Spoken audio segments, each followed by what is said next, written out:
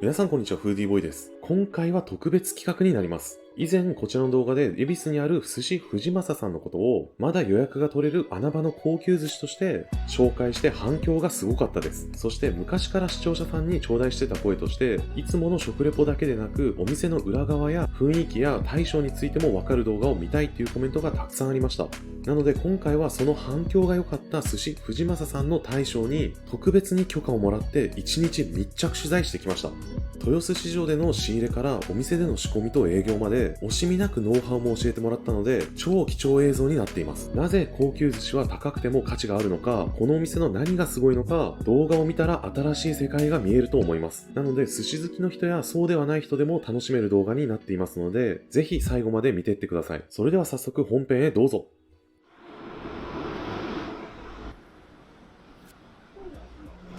ありがとうございます。おはようございます。よろしくお願いします。よろしくお願いします。いつもこんな朝早いんですか？いつもこのくらいです。早く来た方がいいのってやっぱり物がなくなっちゃうとかそういうのもあるんですか？いや、それはね、あんまり僕の場合はもう娘保育園に連れて行かなきゃいけないんで、それでこの時間になります。じゃあ、早速行きましょうか。はい。じゃあ、お願いします。お願いします。ほら。これがボタンです。これ、持った時に、ちょっとずっしりしてるやつでもこれもう全部いいんで、これで、これで何本なの？ 13。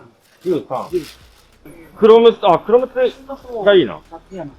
勝山こっちでいいですか？すごい。これだと薄いの。東です。8。東が450。で、これで。これ、産地ってすごい。今ね、日本海。日本海。佐渡から秋田にかけてだけど。佐渡から佐渡。誠愛なると。誠愛なめ。両手です。おはようございます。エビだけ見てきていい？ああ、いいよ、いいよ。今日、20個。じゃあね、今、海の人が、ちょっといないから、先にのどぐろ買います。金さん、はいよ。買おうかな。こっち小さめ。そっちをメニットに。サイズはサイズはこっちは500、550。こっちは600、700。500くらいの方がいいよ。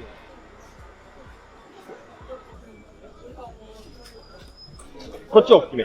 こっちちっちゃい。あっちのサイズの方が使い勝手いいから、あっちを買うみたいな。じゃあ、いつもありがとうございます。いやいやいや。また来まーす。おはようございます。フランスも1枚ですよ。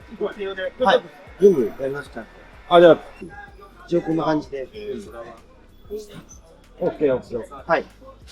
じゃあ、それでお願いします。はい、すいません。いつもありがとうございます。ありがとうございます。これで、ここは以上ですね。おかみさん、これと、これと、あと、ウニ。で、あと、エビちゃん。じゃあ、それでお願いします。じゃあ、どうも、ありがとうございます。ここが、マグロ屋。おはようございます。早い。あれ、だいぶ温度を上げた方がいい。ね。今日が107キロ。ハマ入れます。はい。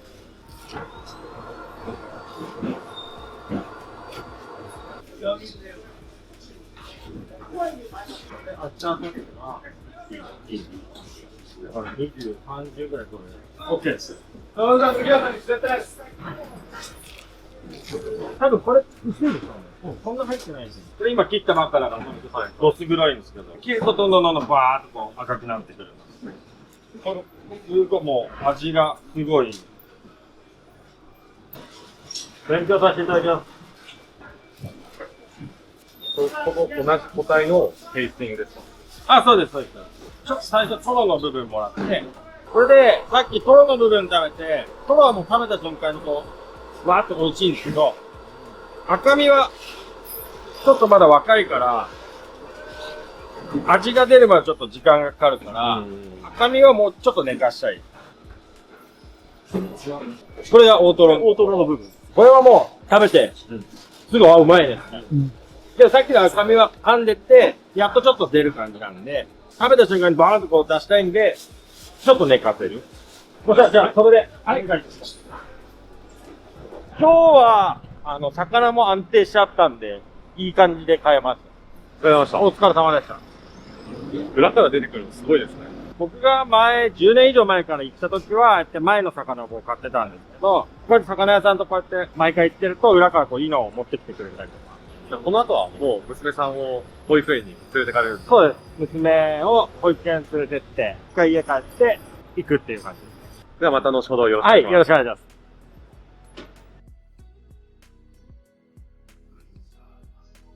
市場は毎日行かれてるんですか？市場は毎日行きますね。ほぼほぼ。やっぱり毎日行くのが大事なんですか？毎日行くのは大事ですね。だから僕が市場行ってるのって、魚見に行くっていうのもありますけど、魚屋さんに、挨拶するというか、それも一つの大事なことだと思うんで。それで、毎日行ってますね。ちなみにどういう風に目利きされてるんですか？目利きは、まずはね、魚屋さんに明日これが欲しいよ、あれが欲しいよっていうのを伝えといて。で、ある程度魚屋さんがいいものからこう取っといてくれる状態で。それを僕がもう一回行ってみて、で、OK だなと思ったら買うっていうところなんで、あとは、重要なのは産地ですか？産地とサイズと時期。それが僕の中では一番大事な目利きかなって思ってます。今日の目玉は何ですか？今日の目玉はね、今日天然のね、フグの白子が入ったんで、それが、結構メインどころの、一品のメインはそれになりますので。楽しみですね。よろしくお願いします。お願いします。下手の持って、物見るかに。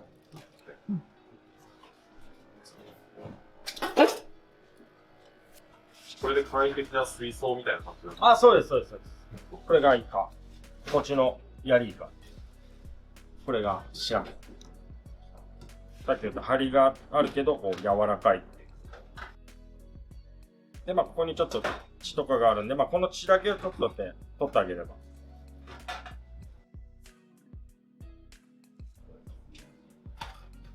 今日は紫。今日は紫。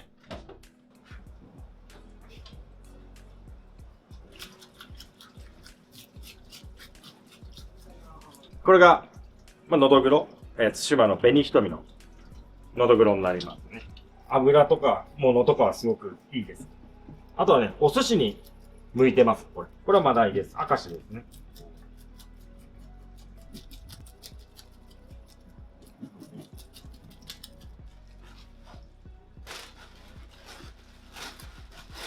ここが、カマトロの部分なんです。これがね、こういう風なカマトロの部分。で、こっちからが大トロ、中トロ。で、上が赤身っていう感じです。今日はマグロ何種類ぐらい出てくるんですか？今日はマグロは4種類。何キロぐらいのこれね、今日でこれが60キロぐらいだ。60キロのマグロぐらいになる。これマグロ屋さんの方で寝かせてたりするんですよね。マグロ屋さんの方では、うちのマグロ屋さんはそんなに寝かせない。どっちかというとフレッシュなマグロが好きなの、うちの。マグロを使いこなすっていった意味で、はい。こだわってるところとかってあるんですか？温度とかはやっぱりこうちょっと上げてあげないと、お寿司だと相性が良くないんで、だから逆にこう切り付けした後に置いときます、ちょっと。で、温度上げて握るっていう感じです。今日のマグロどんな状態なのか、ここでだと自分の判断で、勝負するんですけど、市場行くと、マグロ屋さんと話して、そのアイデアも頭に入れて、これをさばけるっていうところが、一番のいいところにあります。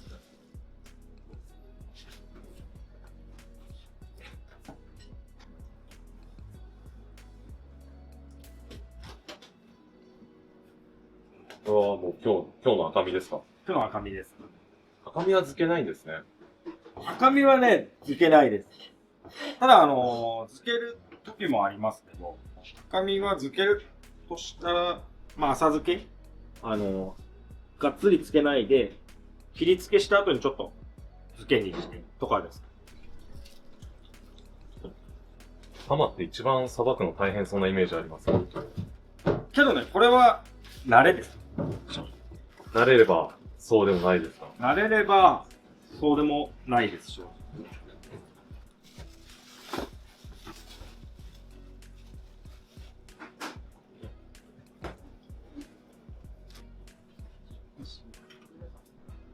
これはブリですか？これはブリです。背側の部分ですよね。そう、うちは背使ってます。背の方を使うのはなんかこだわりあるんですか？あっちはポン酢で、はい。おろしポン酢で食べる。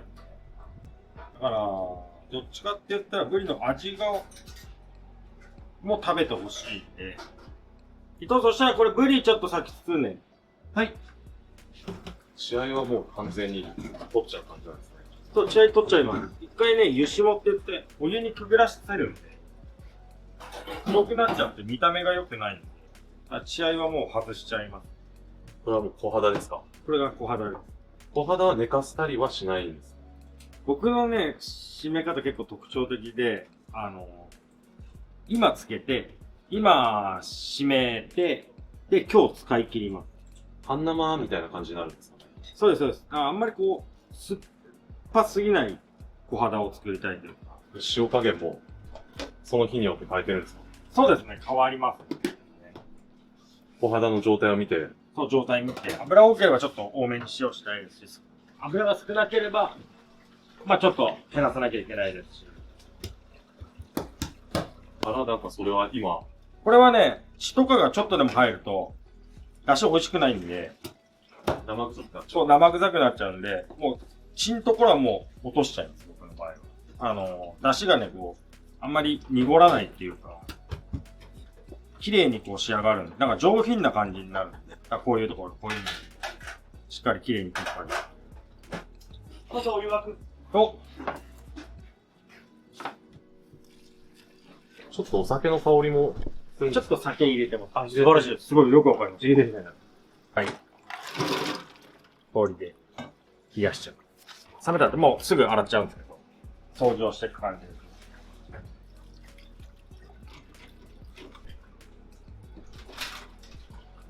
こうすると、この状態すごい綺麗な。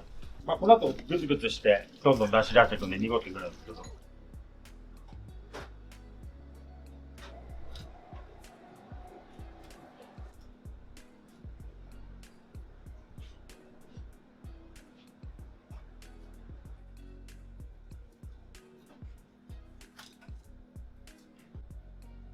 買うときにその油のポテンシャルというんですかね。はい。そういうのを見極められる。そうです、そうです。そこで見極めて買うっていう。まあ、これで今、何にもしなくても十分美味しいんですけど、ちょっと塩して余分な水分抜くと、もっと美味しくなるので。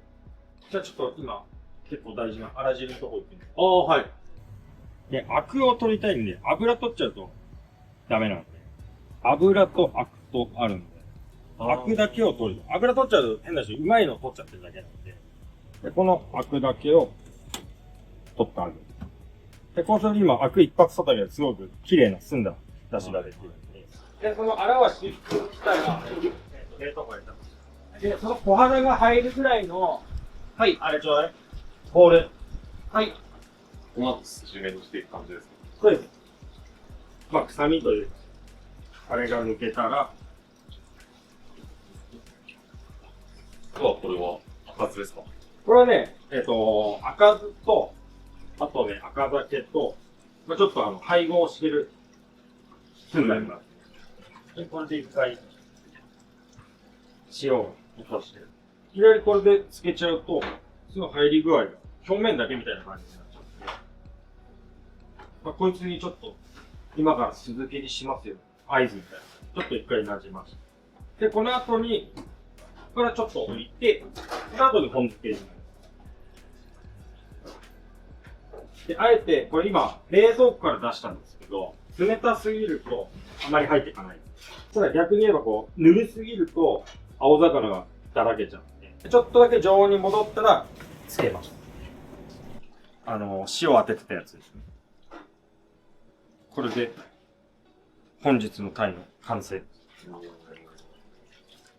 さっきと比べると、血の筋とかも結構綺麗に取れてますね。そうです、そうです。これで、プルプルでしょ。天ぷらとかじゃなくて春巻きっていうのを。とりあえず白子ってこう、トロンとした食感じゃないですか。はい。で、春巻きバリッとした歯応えがあるんですけど、まあ、人間二つ食感入ると、美味しいなっていう。食感が楽しい方が人間で嬉しいっていうか。だから食感を二つ作りたかったっていうところで春巻きにして、そうするともうバリふわとろっていう感じになるんで、これが春巻きをつけて。取った昆布だし。もうすぐこしちゃえ。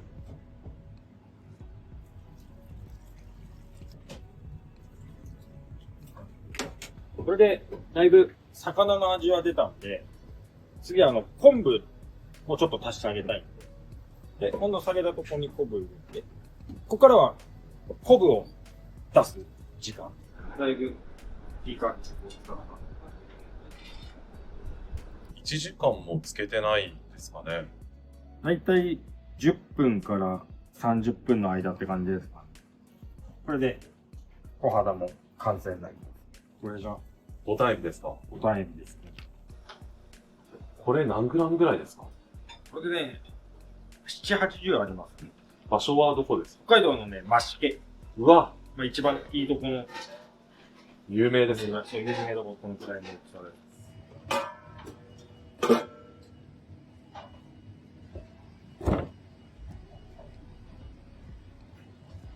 す。寿司酢はもうブレンドされてるんですか？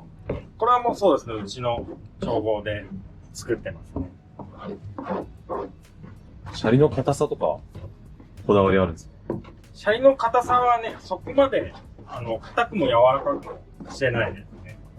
で、米自体のこだわりとしては、今、福島のコシヒカリ使ってるんですけど、米も甘いのを使ってます。米の旨味も足して、米の旨味と、うちの寿司酢で合わせてちょうどいいような感じに作ってるんでね。酢飯毎日食べれるんですか？毎日食べてることありますカレー食べるのも酢飯、ハンバーグ食べるのも酢飯、全部酢飯なんです。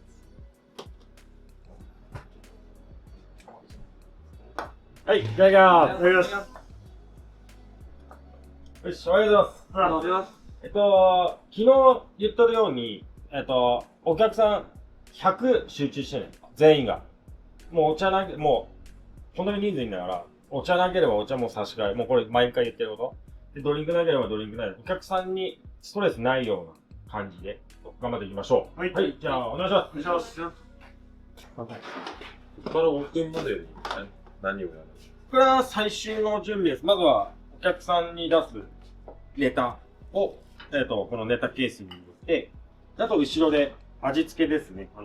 味噌汁とか、あとは茶碗蒸しとかのあんとか、そこら辺を全部最終的に味付けをして、あとは仕込みで言うと、まあ、最後春巻きを巻いてっていう感じ。まあ、最終の準備とチェックをやっていきます。朝昆布抜いちゃいます。そう。で、最後沸かして、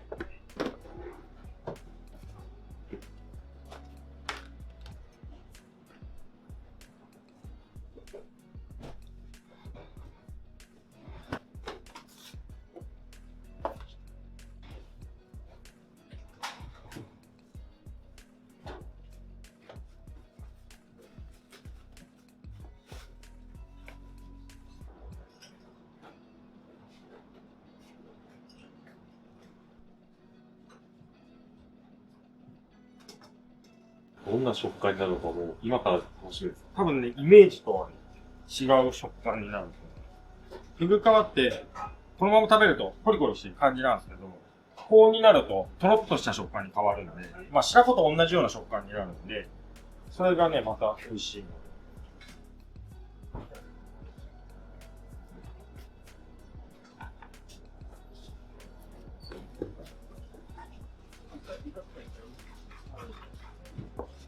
それ自家製のポン酢ですか？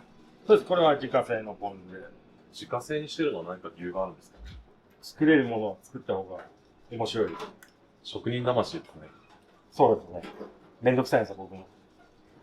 で、ポン酢自体はね、そこまでうち、酸っぱくしてないんで、山盛りで大根おろし乗っけて、もうそんなに酸っぱくないように。まろやかな感じなんですか？そう、まろやかな感じです。その氷は何色ですか？これは氷で、この冷蔵庫に入れるんですよ。この氷で溶かすことによってネタがこう乾かない状態。かつ、冷えすぎない。そうすると、お寿司握るときにもちょうどいい温度になるんで。それって今何されてるんですか？これは、今日来るお客さん、リピートのお客さんの情報を見てるとか、お客さんの情報全部こう、ノートにこう書いてるんですけど、で、それで前回と、献立が被らない。前回飲んだお酒は何かとか、まだちょっとしたことですね。この人は辛口が好きとか、この人は趣味が野球だとか、そういうちっちゃなことをこう、ちょっと書いてるんで、それがこう話のネタになって、それでお客さんもね、ちょっと、自分のこと分かってくれてるけど、嬉しいと思うので、そういうのはチェックして、で、もう全部把握して、6時を迎えるということですね。そうすると、もう本当に100の状態で、お客さんにこう接することができるので、もうこれは今、最終チェックですね。事前にお客さん前日ぐらいに見て、誰が来るのかっていうのを前日ぐらいに見て、そうです。大体市場にそうです。到達されるんです。大体、1週間ペースぐらいでは見るようにしてますね。ここでこの人はこの人はこの人はっていうのを頭に入れて市場に。それをやるだけでも、お客さんに出す料理のクオリティは全部同じなんですけど、その常連さんが来ることによって、貝が好きだから貝を同じクオリティで違うのにしてあげるとか、そういうちょっとちっちゃい気遣いがある。それがね、お客さんにこう届けばいいの。こうやってメモして当て込むっていう形をとってますね。そうするとお客さんもね、嬉しいです。僕もね、来てくれたことに感謝して、そのだけの準備をして、そこは、ここが僕の中で一番大事な仕事かな。料理も仕込みも全部そうですけど、お客さんに対する接客。これも一つの寿司屋のカウンターの仕事なんで。そこであとは、お客さんが喜んで帰ってくれれば、それでいいかなと。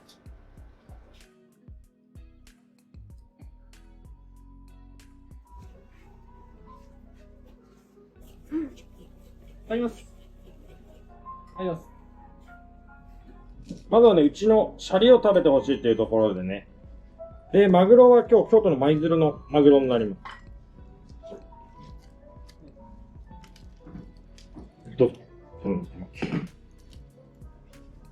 トロの部分と赤身の部分をミックスしてるんですけど、なるべく筋を全部取り除いて、これはもう海苔と一緒にふわっと食べてほしいんで、あえてちょっと常温ぐらいに戻して。それマグロの味もしっかりわかりますね。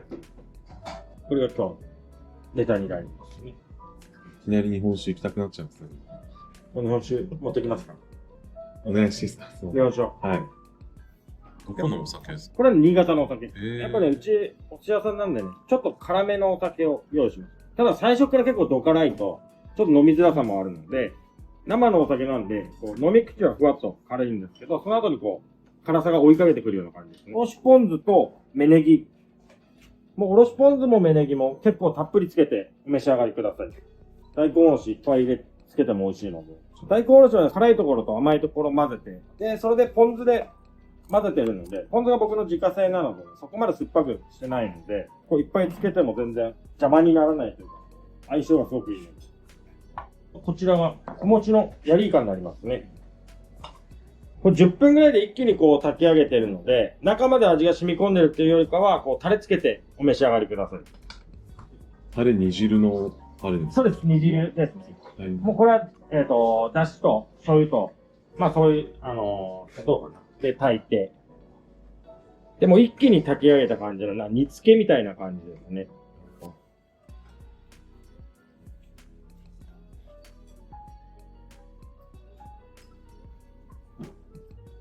金目鯛でございますね。油乗ってて、で、かつ金目鯛のね、味がしっかりしてるっていうところに価値がある。お魚ですね。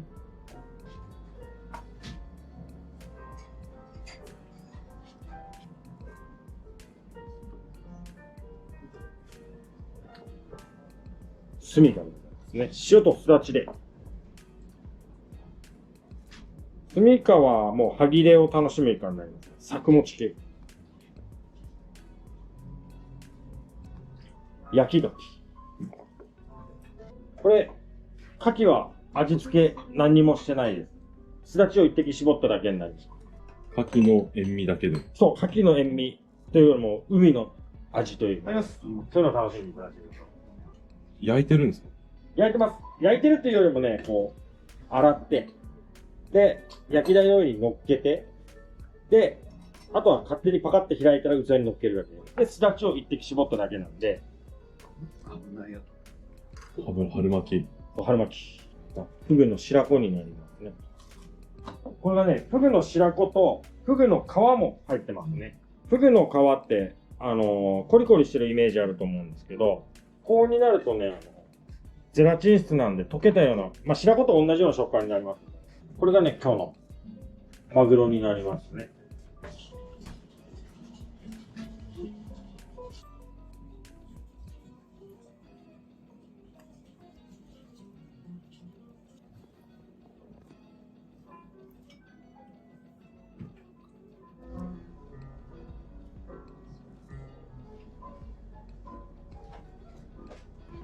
あとが、マダイ、明石。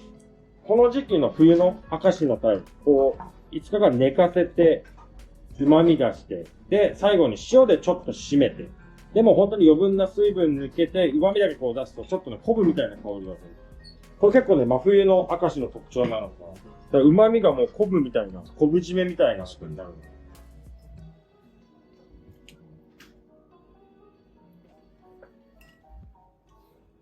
紙。これも今日もね、テンパレの部分。テンパレって赤身の中で一番上の部分になりますね。一番柔らかい部分。これ別に僕、包丁目入れてないんですけど、こうやって身が勝手に割れるような。まあ、お寿司としては一番相性がいい部分になります。あとが、中トロ。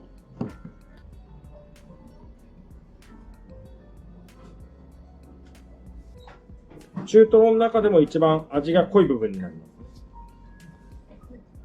これがね、サリっていうお酒になりますね。これって、シャリに合わせてサリっていう名前なので、今、お寿司が続くんで、あえてシャリに、お寿司に合う日本酒をご用意しましたんで、これがサリ。お寿司を食べて、で、飲み込んで、ああ、美味しいなと思って。で、そこでサリを食いっていってみる。そうすると、スパンとこう、マリアージュじゃないですけど、この油がこう、ゼロになるっていうか、そういう切れるお酒ですね。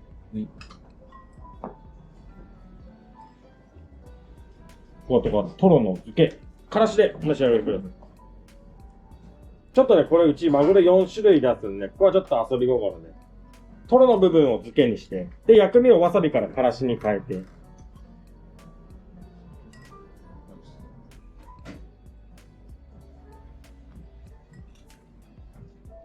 大トロ。今度2合目。そう、今度は2合目。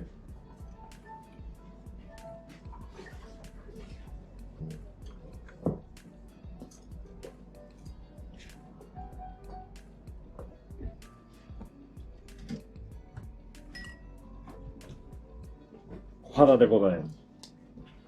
小肌はそんなに酸っぱくしてないですね。これ今日来た小肌を今日締めて今っていう形になります。浅漬けの、まあ生感ちょっとある小肌になってますので。こっちの面、炙ってます。こっちの面は生の状態。貝類ってこう火入れると甘さが出るんで。ただ全部入れちゃうと今度貝らしさなくなっちゃうんで、いいですか？叩くと身がこうギューって締まってこう貝らしさが増しますんで、あえて叩いてから握る。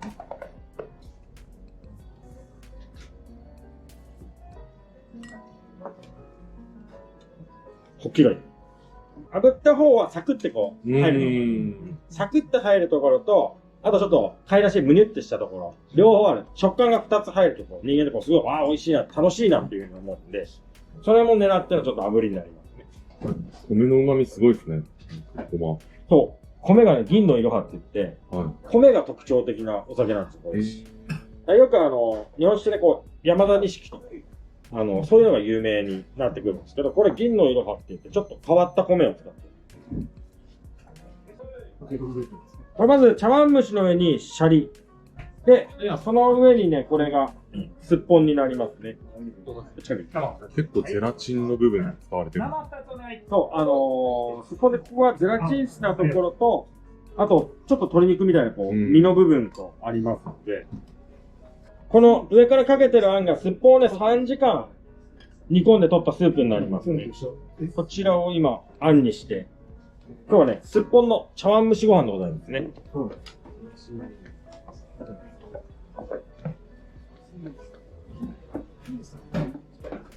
もう茶碗蒸しひっくり返るぐらい混ぜちゃって大丈夫なんで。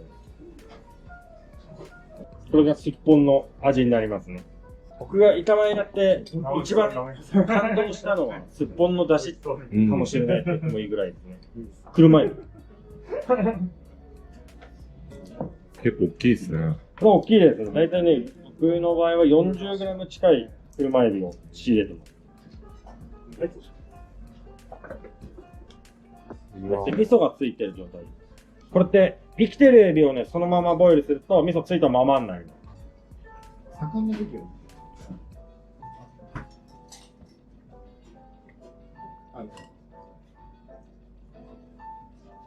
車エビ。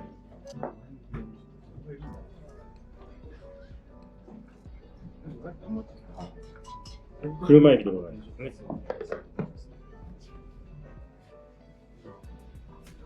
今日は北海道の根室のより抜きのウニになりますね。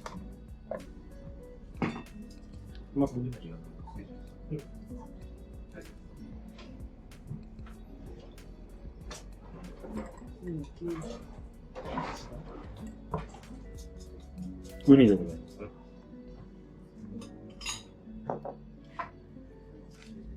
お客様から見て右側に卵が入ってまして、右側にゲソ。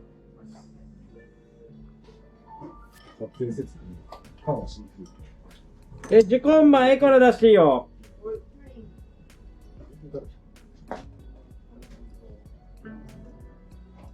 これが時間。もう時間とか、ここら辺になると結構入手困難なお酒になってくるんですね。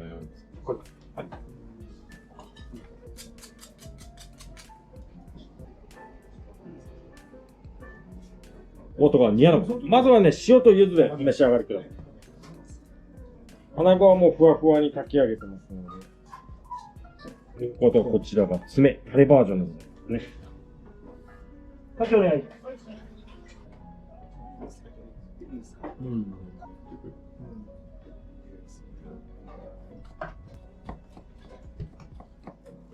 これが最後にかっぱ巻きのきゅうりになりますね。きゅうりは芯の部分、この部分が水分が多いので、周りの食感いいところだけ使った、かっぱ巻きを作りますんで。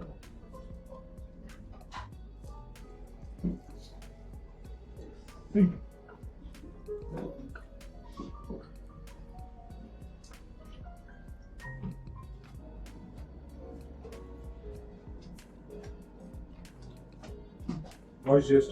かんぴょう巻き。結構甘辛く炊き上げてるんで。かんぴょうね、中途半端な味だと、ちょっとインパクトが弱いんで、もうすっごく甘辛く。ただわさび結構効かして。本分一気に使っちゃうんですね。ですか？きゅうりを。そうです。もう、ほぼ1本分入ってます。あ、1本ですか。かっぱ巻き。それ温まったらいいよ。はい。ほぼ、きゅうりでございます。あら汁でございます。白味噌で仕立ててます。何でもかんでもあらを入れるんじゃなくて、もうあら自体もしっかり選んだあらしか入れない。あら汁。この後に、玉、卵で以上になるんですけど、なんか追加はございますかっていうところで。これが、ボタンエビ、北海道増毛。いつ頃行けばよろしいかな。抜き板ください。それだったら2つになるのか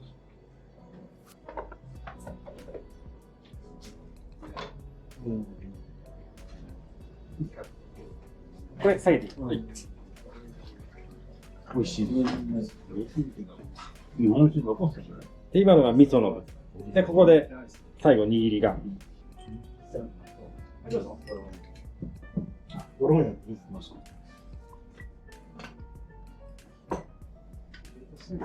ね。